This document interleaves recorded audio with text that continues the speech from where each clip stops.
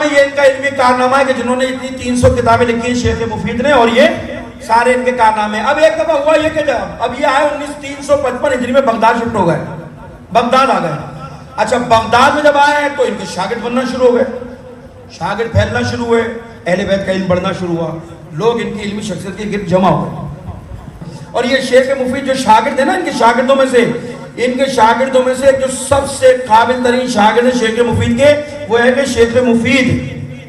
یہ شیخ مفید وہ ہے کہ کل جن کے بارے میں کہہ چکا کہ ان کو امام زمانہ نے توقیات لکھی ہیں کہ جس کے شاگرد کا مقام یہ ہو کہ جس سے امام زمانہ خط و کتابت کرتے ہوں، استاد کا عالم کیا ہوگا، استاد کا مقام کیا ہوگا. ایک شیخ صدوق شاگرد ہیں، ایک نجاشی شاگرد ہیں، اور ایک نجاشی کے والد بھی انہی شیخ صدوق کے شاگرد ہیں.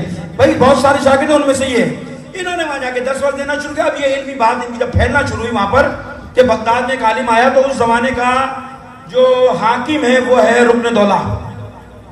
ان کو خبر ملی، وہ علمی مباحثے کا شوقین عادی تھا کہ کوئی آئے علمی مباحثہ کرے. ان کو بلایا کہ دعوت دی. ان کو جب پتا پڑا کہ بھائی یہ رکن شیخ صدوق یہاں موجود ہیں، ان کو دعوت دی، بلایا دربار میں، بڑی عزت احترام سے بٹھایا، بات چیت، اور انہوں نے گفتگو شروع کی. اور وہ سوال کرتے ہیں اور وہ کہتے ہیں کہ شیخ یہ بتائیں گے آپ، یہ جو شیعہ عقیدہ رکھتے ہیں کہ بھائی فلاں فلاں کو نہیں مانتے اور فلاں فلاں کو نہیں مانتے اور ان سے دوری اختیار کرتے ہیں، یہ آپ کی روش اور یہ آپ کا جو عقیدہ نہیں، یہ اچھا نہیں، اس سے لوگوں کی دل آزاری ہوتی ہے، اس سے آپ ایسا نہ کیا کریں اور فلاں نہ کیا کریں. انہوں نے کہا یہ ہمارا عقیدہ تھوڑی ہے. یعنی رکن دولہ نے کہا کہ بھائی بعض لوگ شکایت کرتے ہیں آپ حضرات کے بارے میں کہ آپ بھائی فلاں فلاں کے لیے جو ہے وہ نہیں مانتے ان کو، اور آپ ان کو نہیں مانتے تو یہ چیز نہیں ہے، اس سے دل آزاری ہوتی ہے، یہ ہوتا ہے، فلاں ہوتا ہے. انہوں نے کہا یہ ہمارا عقیدہ نہیں بھائی، یہ تو اللہ کا قانون ہے، اللہ کی سنت ہے. انہوں نے کہا کون؟ شیخ صدوق کہہ رہے ہیں رکن دولہ کے پاس. کہا یہ ہمارا عقیدہ نہیں ہے، یہ سنت الہی ہے، سنت الہی ہے، طریقہ الہی ہے. یہ کہا وہ کیا طریقہ الہی ہے؟ کہا طریقہ الہی ہے کہ جب تک باطل کی نفی نہیں کرو گے اس وقت حقیقت کو مان نہیں سکتے ہو. کہتے ہیں آپ کلمہ پڑھتے ہیں؟ کہتے ہیں ہاں. کیا کلمہ ہے؟ لا الہ، کوئی نہیں ہے معبود، کوئی نہیں اللہ سوائے اللہ کے. تو اللہ کی سنت ہے یہ نہیں ہے کہ پہلے اللہ نے کہا کہ ان سارے خداؤں کی نفی کرو. جب تک ان خداؤں کی نفی نہیں کرو گے خدا اپنے توحید کے اقرار کو، اس کی وحدانیت کو قبول کرنے کو قبول نہیں کرے گا. یعنی پہلے باطل خداؤں کا انکار کرو گے تو سچے خداؤں کا اقرار کام آئے گا، ورنہ نہیں آئے گا. کہا اسی طرح رسول خدا کے مقابلے میں جو جو انبیاء بنائے گئے، جب تک ان باطل انبیاء کا انکار نہیں کرو گے تو نبی کی نبوت کا اقرار کوئی فائدہ تمہیں نہیں دے گا. کہا اسی طرح جو جو امامت کے مقابلے پہ آیا جب تک ان کا انکار نہیں کرو گے تو امام حقیقی کی امامت قبول کرنا فائدہ نہیں دے گی.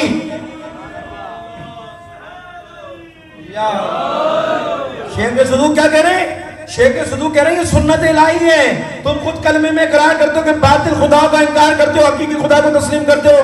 جب تک ان کا انکار نہیں کرو گے یہ تھوڑی ہوتا ہے کہ ان کو بھی مانو ان کو بھی مانو. سچے خدا کو بھی تسلیم کرو، جھوٹے خدا کو بھی تسلیم کرو، تو پھر فائدہ نہیں ہے نا. اللہ کی سنت یہ کہ پہلے جھوٹوں کا انکار کرو پھر حقیقی خدا کا انکار کرو. اسی طرح جھوٹے نبی کا انکار کرو پھر حقیقی نبی برک کا اقرار کرو. اسی طرح سنت الہی ہے کہ پہلے باطل اماموں کا انکار کرو پھر امام حق کا اقرار کرو گے تو تمہیں فائدہ ملے گا. اب وہ کہتا کوئی دلیل ہے؟ یہ جو آپ نے اتنی بات کی کہتے کوئی دلیل کہاں ہے؟ کہا بتائیے دلیل کیا ہے؟ تو فوراً کہتے ہیں آپ مجھے بتائیے کہ جب رسول خدا کے اوپر سورہ برات نازل ہوئی تھی، سورہ برات نازل ہوئی تھی، رسول خدا نے کسی کو بھیجا تھا؟ کہاں بھیجا تھا؟ کہا پھر کیا ہوا تھا کہ رسول خدا نے واپس ان کو بلا لیا تھا اور وہ سورہ برات ان سے لے کر علی کو دے دی تھی کہ آپ چلے جاؤ. تو انہوں نے اعتراض کیا تھا. کیا اعتراض کیا تھا؟ یہی تو کہا تھا انہوں نے کہ یا علی آپ نے، یا رسول اللہ آپ نے مجھے بلایا اور علی کو بھیج دیا، کام تو ایک ہی تھا. تو رسول خدا نے کیا کہا تھا؟ رسول نے یہی تو کہا تھا کہ نہ میں نے تمہیں اپنی مرضی سے بلایا ہے نہ میں نے علی کو اپنی مرضی سے بھیجا ہے، بلکہ اللہ نے مجھے یہ کہا ہے کہ یا رسول تم جاؤ یا وہ جائے جو تم جیسا ہو.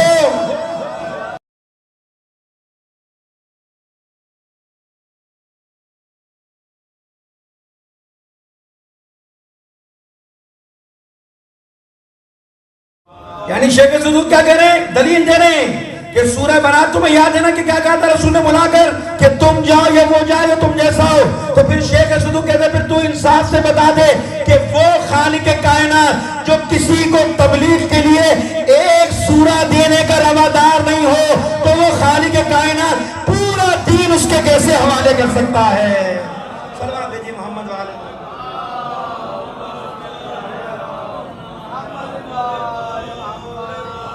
تو یہ شیخ صدوق کا بڑا مناظرہ ہے. اس کے بعد پھر کچھ اور بھی باتیں ہو جائیں لیکن وہ ایک دم حیران ہو کر کہتا ہے اور پھر فوراً رکن دولا کہتا ہے کہ خدا گواہ ہے کہ اگر دین حق کسی کے پاس ہے تو وہ تشیع کے پاس ہے.